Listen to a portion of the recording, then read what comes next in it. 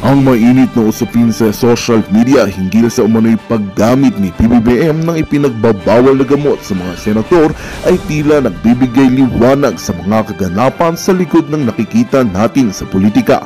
Ipinapakita nito ang posibleng di pagtupad sa pangako ng pamahalaan na labanan ng iligal na droga, lalo na't sangkot umano ang ilang opisyal ng gobyerno. Ang pagbubunyag ng impormasyon na ito ay nagdudulot ng galit at pangamba sa mga netizens na nakakita ng hindi kanais-nais na gawain mula sa mga nasa kapangyarihan. Dahil dito, lumilitaw ang pangangailangan para sa transparency at accountability sa gobyerno upang mapanagot ang mga opisyal na kanilang mga gawain. Sa pagtatangkang itago ang mga nasa kapangyarihan ang kanilang di tamang mga gawain, lumalabas ang kahinaan ng sistema ng pamahalaan at ang pangangailangan para sa masuring pagsusuri at pagbabago. Ang pagbubunyag na ito sa social media ay nagiging instrumento ng pagkilos at pagkakaisa ng mamamayan upang ipaglaban ang katotohanan at karapatan. Walis ang itong katunayan na dapat nating pagkatutukan. Ngunit bago ang lahat, siguraduhin mag-subscribe at i-hit ang notification bell para sa patuloy na pagtutok sa mga sulyap ng bagong balita sa tunay na boses ng masa.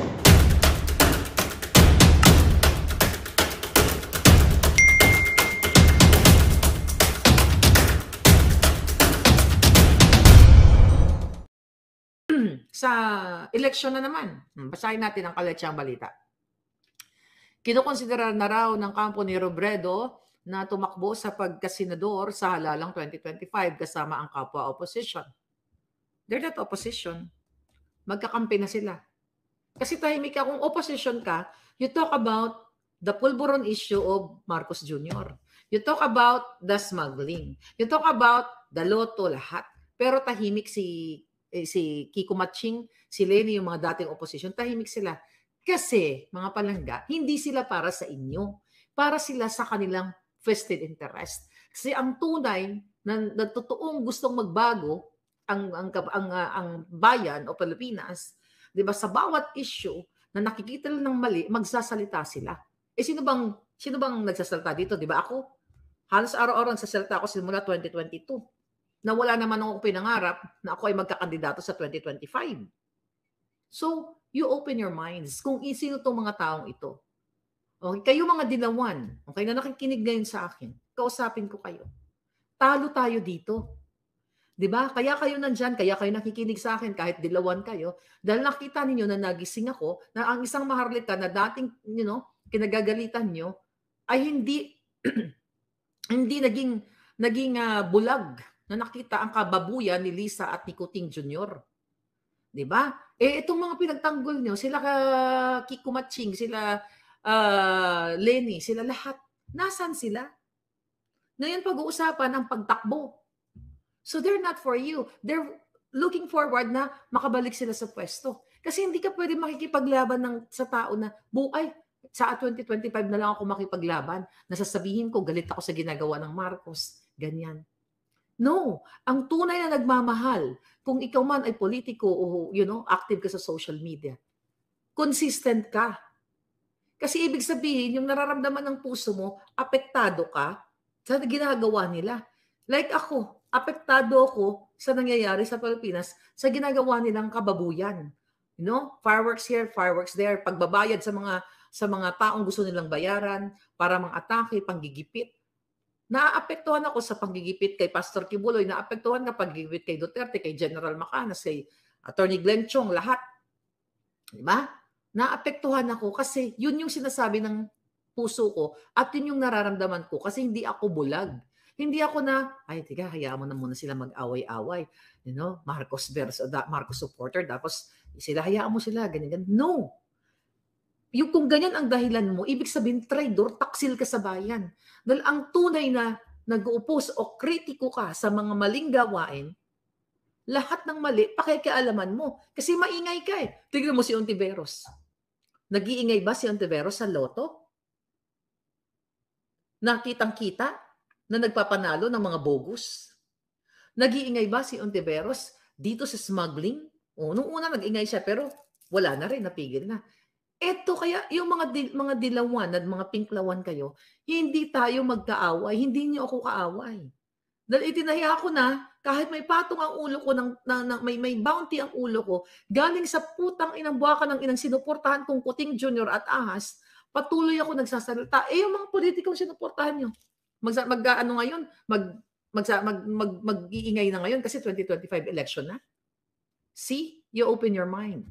Kailangan natin magsama-sama whether you are dilaw, pula, puti. Sa katotohanan, itapon nyo ang mga politikong sinuportahan ninyo na lumalabas ng tuwing eleksyon.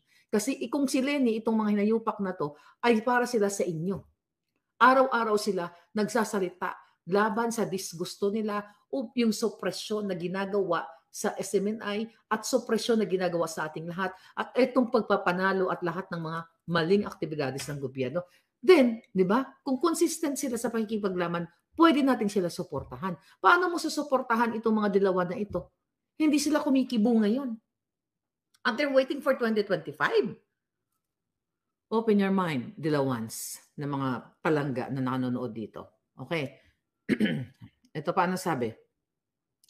Ayan, tatakbo nga daw sa pagsalita. Ito ang pahayag ng tagapagsalita ni Robredo na tatakbo nga. Tagapagsalita na si Gutierrez, natatakbo nga si Lenny, okay, sa under Liberal Party. Alright? Ano pa sinasabi dito? Sa Senado. Sabi niya, she's definitely thinking about it.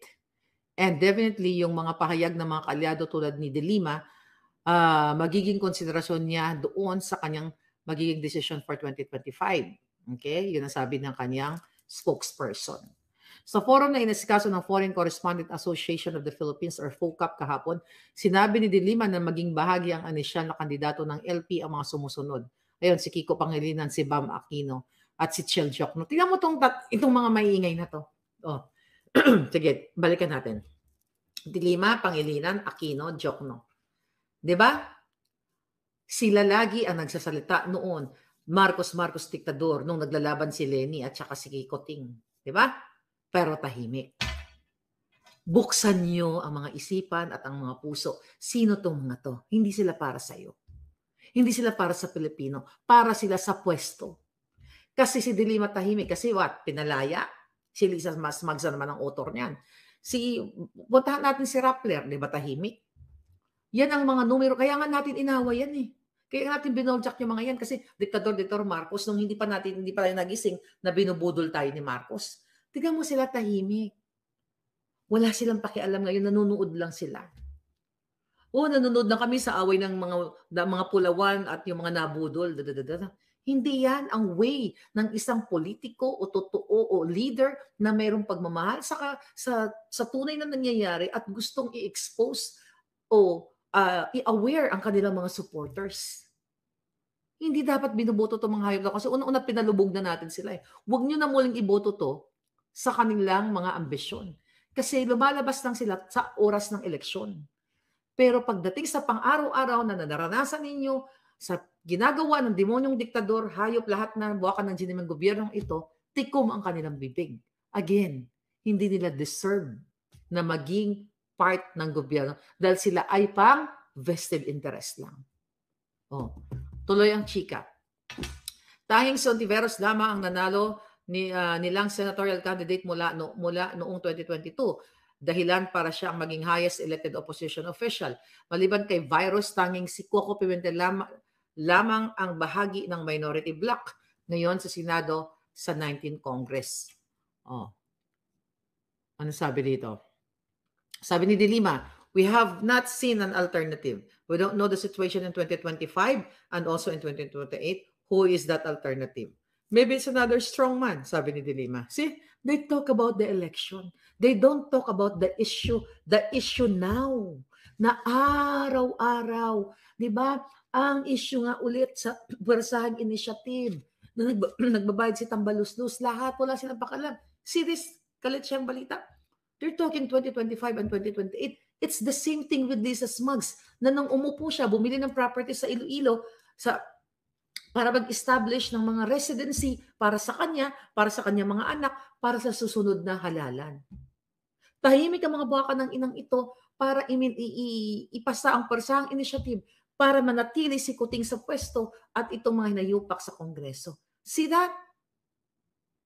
Mga palangga, hindi ito ang laban natin hindi ito dahil politiko tayo or what, hindi tayo politiko. Tayo ay mga ordinaryong mamamayan na nakikita natin ang mali.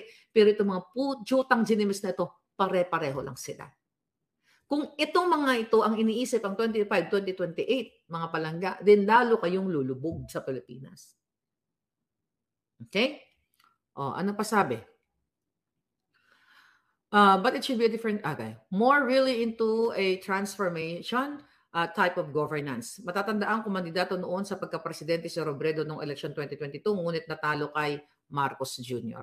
Sa gitna ng pagpapalit ng espasyo ng oposisyon sa national post, hindi pa naman mabanggit sa ngayon ni De Lima kung may balak siya uling kumandidato matapos makalabas ng kulungan. The political climate is not that easy, especially for me that I've just come out of jail. Yan ang sabi niya. I have no resources and I'm still really trying to reinforce whatever support I have. Baka umaasa kay Lisa Smugs. Diba? Baka umaasa na mabigyan ni Lisa Smugs ng resources. Okay? Ng ayuda galing sa kaba ng bayan para tatakbo. Kasi nga, ang gobyerno natin is not red. Diba? Dilawan, pulawan, pinaghalo. Sabi nga ni Sexy Spokesro, kinapanood ko, mga kalahating 500 million ang ginagastos ng ibang mga senador para tumakbo. See that kung gaano ka-expensive. Dahil nga pinangbabayad, sa, yung campaign, yung iba, sinusuhol, pinapalamon sa mga kapitan ng mga bayaran para lukuhin, itong mga what do you call it, ang mga botante, and also pangbabayad at pandaraya, katulad na lamang again ng ginawa ni Lisa Ahas Smugs sa pakikipagsabuatan sa Smartmatic sa declared signed affidavit of Attorney Glenn Chong na sa COMELEC. So, kung ganito pa rin, puro pa na rin pandaraya ang gagawin o dayaan dyan sa halalan sa mga susunod na eleksyon, laging magnanakaw, mga magnanakaw talagang uupo. Kasi kung ikaw, si ordinaryong Juan, paano ka naman makakatakbo if you are qualified kung wala kang 500 million or kahit 200 o 100 million na lang para sa pagtakbo? Kaya kaluluoy kayo. So we have to speak up, we have to change, we have to remove the kuting. Diba? In peaceful way of removing the kuting ting ting ting. Right? Ano pa sinasabi dito? Ay, nako. Kaloka. Ano sabi ni De Lima? Matapos daw siya iugnay sa illegal na pulburon. Baka si De Lima, si De Lima ang supplier pa nito ni Kuting kaya nakalaya. No. Favorite ni Kuting, baka niregaluhan ni De Lima ng isang bag na pulburon. Ay, nakakagali talaga ito. So, yun. Ano ito? Ito mukhang maganda tong balita na to. Maalinsahang panahon na binabala ng Pag-asa. Cheloy, ihanda mo na ang isang katerbang tawas. Ako, nagbabasa lang ako dito. Yung jutok ni Cheloy. Nanatili pa rin ang amihan o northeast monsoon, ngunit ibinabala ng Weather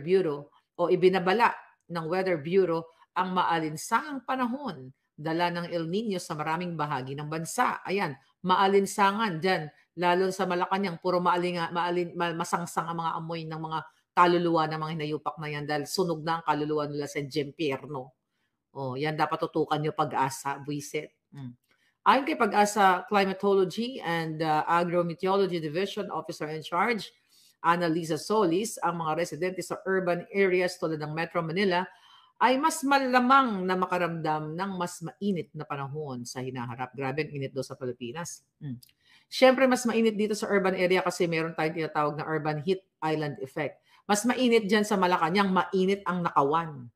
Mainit ang pagpupulburon. Kaya Pag-asa dyan kayo, ayusin nyo yung ang climate dyan. Climatology pa kayo. Yung climate ng pulburon masyadong mataas. So, kailangan kayo dyan Pag-asa.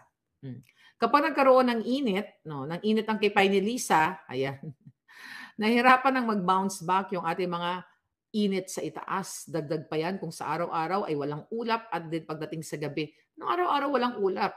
Si Kuting kapag nagpupulboronik, laging nasa ulap. Hindi mo kailangan ng totoong ulap dahil nasa ulap na siya. Pag-asa. Enough na yung mga climate change na yan. Kung gusto nyo ng ulap, pumunta kayo sa Malacanang, with the pulveron effect, ay nasa ulap na silang lahat. Akalain nyo. Nagtagpayan ko sa araw-araw ay walang ulap, and then pagdating sa gabi ay maraming kaulapan. Puro ulap dito eh. Nagbabasa lang ako. Sa gabi talaga, maraming kaulapan, lalo pag bangag na si Kuting. Diba? Solis? Lang Pag-asa? That's the time na tumataas yung ating alinsangan at init. Siyempre, pag bangag na sila at nasa alapaap na sila, nag-iinit sila. Kaya nagkakaroon ng orgy. Diba? Napag-connect natin palangga. Diba? Sabi ng Pag-asa, kulang daw sa ulap. Hindi, walang ulap. Punta sa mga Cloud9 si BBM, sabi ni Este Alendrano, wala ulap po. Pag nagsisingot ng pulburon si Kuting, kahit walang ulap at naging high na, maulap na. Then mag-iinit. So ngayon magtatawag sila ng orgy session. Di ba? Yun ang binokelan ni... Well, actually, sinabi ko na rin yan dati, di ba? Pag nagkakaroon ng orgy session, kaya lumalabas yung kanilang, wala pa sa Malacanang, lumalabas yung nagbubukang kang mga kipay nila, kaya na ipopost natin sa TikTok. Pure people power na, sabi ni Winston Santos. Ano sabi dito? Pinayuhan naman ni Philippine Medical Association President Dr. Maria Minerva Kalimag ang publiko na maging mas maingat upang maiwasan ang heat stroke at iba pang kondisyong medikal na naugnay sa init. Dapat atakihin ng dapat pumunta ang lahat ng heat stroke sa Malacanang kasi nasa ulap na silang lahat at nainit na init. Di ba? Importante na lagi silang hydrated. Hydrated talaga sila sa kaba ng bayan. Sagana, busog na busog, nag-uumapaw, overflowing ang kanilang pinapanalo sa PCSO at sa mga smuggling business nila at ang mga budget na binukubra ng mga hinayupak na yan, insertion sa Congress, 60 billion, you know that already. So, hydrated silang lahat sa pagnanakaw sa kaba ng bayan. Samantalang kayo, dehydrated. Diba? Maliban sa hindi kayo nakakabili ng inyong mga pagkain, at hindi kayo nakakainom ng mga malilinis na tubig sa iba't ibang sulok ng mga probinsya dahil yung pang-budget para sa patubig ay ninanakaw nila. Hina-hydrate nila lahat ang sarili nila sa pagnanakaw. So ang taong bayan ay hydrated sa lahat ng bagay. Hydrated sa healthcare, dehydrated sa bigas, dehydrated, ibig sabihin, tuyong-tuyo. Diba? Tuyong-tuyo kayo. Tuyong-tuyo dahil wala kayong resources. Wala kayong trabaho, walang livelihood program kasi ang mga pera ninyo ay napunta sa mga high na high. Okay? At hydrated at nasa Cloud9 sa loob ng Malacanang. Ay, nako palangga. Sabi dito, magdala sila, siguraduhin magdala ng tubig para meron silang maiinom. Siguraduhin na alam nila kung saan yung merong shade. Makakatulong, merong shade. Siguraduhin ni Kuting lagi siyang may dalang shade. Kasi lagi siyang ginojombag ni Lisa Smugs. Ayan, dapat dito to, para kay Kuting to, siguraduhin lagi mayroong shade. Twist natin ang balita. Siguraduhin na ang mga taga Malacanang, lalo na si Kuting, ay may daladalang shade para laging may pang-cover sa kanyang na-jombag na Feslabu. Okay. Ay, kaloka. Okay. Ito. Tatakbo yung mga hinayupak na to. Ano pa to? Ito. Ito pang mga balita. Nakarami na ba tayong balita, mga palangga? Ito mga balitang to, tatalakayin pa ba natin to? Mga walang kwenta. Yung tungkol dito sa COMELEC, okay, election, ay si Attorney Glenn Siong, I will invite him for interview. Nasa Dubai, actually, on the way home. I don't know kung kailan sila uuwi. So, let's talk about yung sa Miro systems. I'm not gonna touch it right now, nakasama sa balita. Pero I will talk the electoral fighter expert, di ba? Anong gusto niyo? How sila, sabi ni Marcel Nayap, okay? No offense, no. Inutil na administrasyon, sabi ni Macdo. Alam natin palangga, okay? Iba talaga ang bangag, laging ginojombag, sabi ni Judson Corpus. Hindi ko masend, okay? Hindi mo masend ang alin palangga, yung form, kaya hindi ko maipakita, sabi ni Marites. Kung may isasend kayo, kung kayo ay mga gusto magputing ahas, ito yung ating email, ha? Huwag po kayo basta-bastang mag-email o mag-message sa mga page. You make sure na nakadyan kayo mag-message sa Maharlika Network Proton Mail. Kasi yung mga troll si Lisa, yung mga bataan niya sa PCO, Presidential Communications, at yung mga binabayaran nila, gumagawa sila ng fake page fake page ko, Maharlika, lahat ginagaya nila. So mag-ingat po kayo. Lahat ng link dyan sa baba, dito sa live natin ngayon, okay? Yan po ay ang, yan ang legit natin na account. Pero kahit nagsasalta na ako, kinukuha nila itong mga video na ito. So, nadideceive kayo. Akala ninyo, kayo kunyari, kukunin na itong video ko na nakawin nila, ililipat nila sa kanilang mga faking page dahil yan ang utos ng Malacanang. Diba? So, akala ninyo ako yun. Kasi ako naman talaga nagsasalta. Pero ngayon, live na live tayo at dyan nyo po makikita yung aking Facebook page. Paano natin malalaman na live tayo? O, babatiin ko si May Roa. O, nakikita nyo naman yung comment. Rose Mostunen. So, ibig sabihin, live tayo. Melba Satlif, yun nababasa ko kayong lahat. Pero kung napapanood nyo to at hindi nyo nababasa yung mga pangalan binabanggit ko, so nasa fake page kayo. But again, the legit link ng aking mga pages and channel nandiyan po sa ilalim ng description. So mag-ingat kayo kasi baka kayo ay isa sa mga puting ahas, gugurgurin kayo ng buwaka ng Genimis na botod at kuting. So make sure mag-email muna kayo sa Maharlika Network at protonmail.com. So pag na-receive ko, doon tayo mag-uusap, dadalhin ko kayo sa platform na hindi tayo ma-intercept na mga buwaka ng Genimis na mga kalaban ng bayan katulad ni Kuting at Ahas. So dito sa channel na to, kung kapapasok pa lang kayo dito sa channel ko, hindi po mawawala sa vlog natin ang mga pulburon na issue, ang ahas butod, paulit-ulit araw-araw to remind you hanggang sa dumating ang araw na totaling malubog na natin sila lahat sa Komonoy. So again, this is your fair lady Maharlika. Mula dito sa bulwagang pamboljakan sa mga samot-saring kasinungalingan na balita from mainstream media, araw-araw po